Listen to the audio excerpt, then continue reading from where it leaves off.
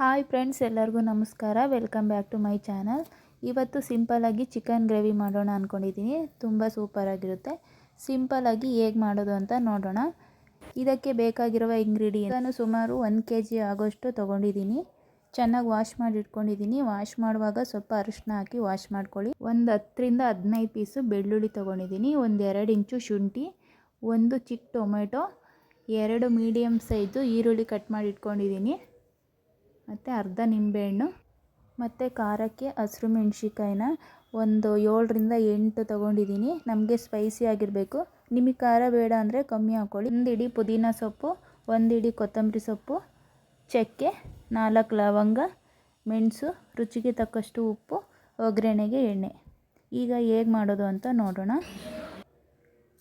ನೋಡಿ, ಸ್ಟವ್ ಮೇಲೆ ಒಂದು ಬಾಣಲಿ ಇಟ್ಕೊಂಡು ಇದಕ್ಕೆ ಸುಮಾರು ಒಂದು 2 ರಿಂದ 3 ಟೇಬಲ್ ಸ್ಪೂನ್ ಎಣ್ಣೆ ಹಾಕಿದ್ದೀನಿ. ಎಣ್ಣೆ ಚೆನ್ನಾಗಿ ಆದಮೇಲೆ ಈ ಮಸಾಲೆನ ಚೆನ್ನಾಗಿ ಹುರ್ಕೋಬೇಕಾಗುತ್ತೆ. ಈ ಚಿಕನ್ ಗ್ರೇವಿಗೆ ಮಸಾಲೆ ಹುರಿಯೋದ್ರಿಂದ ಒಳ್ಳೆ ಟೇಸ್ಟ್ ಕೊಡುತ್ತೆ. ನೋಡಿ, ನಾನು ಈರುಳ್ಳಿ, ಬೆಳ್ಳುಳ್ಳಿ, ಶುಂಠಿ, ಹಸಿರು ಮೆಣಸಿನ್ಕಾಯಿ, ಟೊಮೆಟೊ ಹಾಕ್ಕೊಂಡು ಚೆನ್ನಾಗಿ ಹುರ್ಕೋಬೇಕಾಗುತ್ತೆ.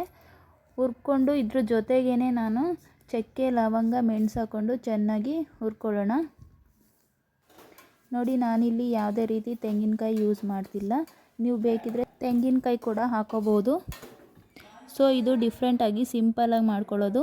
ಈಗ ಚೆನ್ನಾಗಿ ಹುರಿದಾಗಿ ಆರಿದ ಮೇಲೆ ಇದನ್ನು ರುಬ್ಕೊಳ್ಳೋಣ. ಒಂದು ಮಿಕ್ಸಿ ಜಾರ್ಗೆ ಹಾಕ್ಕೊಂಡು ರುಬ್ಕೋತಿದ್ದೀನಿ. ಇದ್ರ ಜೊತೆಗೆ ನಾನು ಪುದೀನ ಕೊತ್ತಂಬರಿ ಸೊಪ್ಪನ್ನ ಹಾಕೋತಿದ್ದೀನಿ. ಪುದೀನ ಕೊತ್ತಂಬರಿ ಹಸಿಯಾಗಿ ಹಾಕ್ಕೊಂಡು ಫ್ರೈ ಮಾಡ್ಕೋಬೇಕು, ಯಾಕಂದರೆ ಟೇಸ್ಟ್ ಚೇಂಜ್ ಆಗುತ್ತೆ. ಹಾಗೆ ಇದನ್ನು ತರ್ತರಿಯಾಗಿ ರುಬ್ಬಿಲ್ಲ, ನುಣ್ಣಗೂ ರುಬ್ಬಿಲ್ಲ, ಮೀಡಿಯಮ್ ಆಗಿ ರುಬ್ಬಿದ್ದೀನಿ. ಈಗ ಅದೇ ಪಾತ್ರೆಗೆ 2 ಟೇಬಲ್ ಸ್ಪೂನ್ ಎಣ್ಣೆ ಹಾಕಿ ಚಿಕನ್ ಹಾಕಿ ಚೆನ್ನಾಗಿ ಹುರ್ಕೋತಿದ್ದೀನಿ. ಚಿಕನ್ನಲ್ಲಿ ನೀರಿನಂಶ ಎಲ್ಲ ಬಿಡಬೇಕು. ನಾನು ಚಿಕನ್ಗೆ ಸ್ವಲ್ಪ ಅರಿಶಿನ ಹಾಕಿ ಚೆನ್ನಾಗಿ ತೊಳ್ಕೊಂಡಿದ್ದೆ. ಚಿಕನ್ ಸ್ಮೆಲ್ ಇರುತ್ತಲ್ಲ, ಅದು ಹೋಗುತ್ತೆ. ಚಿಕನ್ನ ಹಸಿ ಸ್ಮೆಲ್ಲು ಹೋಗೋವರೆಗೂ ಒಂದು 10 ನಿಮಿಷ ಫ್ರೈ ಮಾಡ್ಕೊಳ್ಳಿ. ಈಗ ಸ್ವಲ್ಪ ಉಪ್ಪು ಹಾಕ್ಕೊತಾ ಇದ್ದೀನಿ. ನೋಡಿ, ಚಿಕನ್ ಚೆನ್ನಾಗಿ ಫ್ರೈ ಆದಮೇಲೆ ಸ್ಪೈಸಸ್ ಹಾಕೋತಿದ್ದೀನಿ.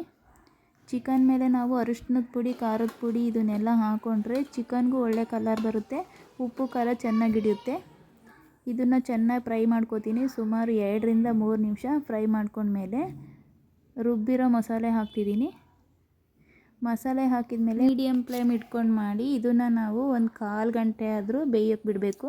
ಯಾಕಂದರೆ ಜಾಸ್ತಿ ನೀರು ಯೂಸ್ ಮಾಡಲ್ಲ. ಸ್ವಲ್ಪ ನೀರು ಹಾಕಿ ಇದನ್ನ ಚೆನ್ನಾಗಿ ಮಿಕ್ಸ್ ಮಾಡ್ಕೋತಿದ್ದೀನಿ. ಮಿಕ್ಸ್ ಮಾಡಿದ್ಮೇಲೆ ಉಪ್ಪು ಖಾರ ಚೆಕ್ ಮಾಡ್ಕೊಳ್ಳಿ. ಇದೇ ಕಲರು ನಿಮಗೆ ರೆಡ್ ಕಲರ್ ಬೇಕಂದರೆ ಖಾರದ ಪುಡಿ ಕೂಡ ಯೂಸ್ ಮಾಡ್ಕೋಬೋದು. ಇದಕ್ಕೆ ಮುಚ್ಚಳ ಮುಚ್ಚಿ 15 ನಿಮಿಷ ಬೇಯಕ್ಕೆ ಬಿಡ್ತೀನಿ. ಸ್ವಲ್ಪ ಉಪ್ಪು ಖಾರ ಚೆಕ್ ಮಾಡ್ಕೊಳ್ಳಿ. ನೋಡಿ, ಇವಾಗ ಚೆನ್ನಾಗಿ ಎಣ್ಣೆ ಎಲ್ಲ ಬಿಟ್ಟು ನಮಗೆ ಬೇಕಾಗಿರುವಂತಹ ಗ್ರೇವಿ ರೆಡಿಯಾಗಿ. ಈಗ ನಾನು ಒಂದು ಚಿಕ್ಕ ಬೌಲ್ಗೆ ಸರ್ವ್ ಮಾಡ್ತೀನಿ. ನೋಡಿ, ಚಿಕನ್ ಗ್ರೇವಿ ಸಖತ್ತಾಗಿ ಬಂದಿದೆ. ಈ ಗ್ರೇವಿ ಜೊತೆಗೆ ಚಪಾತಿ, ರೈಸು, ಮುದ್ದೆ, ರೋಟಿ ಎಲ್ಲದಕ್ಕೂ ಸೂಪರಾಗಿರುತ್ತೆ. ಹಾಗಾದರೆ ನಿಮಗೆ ಈ ರೆಸಿಪಿ ಇಷ್ಟ ಆಗಿದ್ದರೆ ನೀವು ಟ್ರೈ ಮಾಡಿ.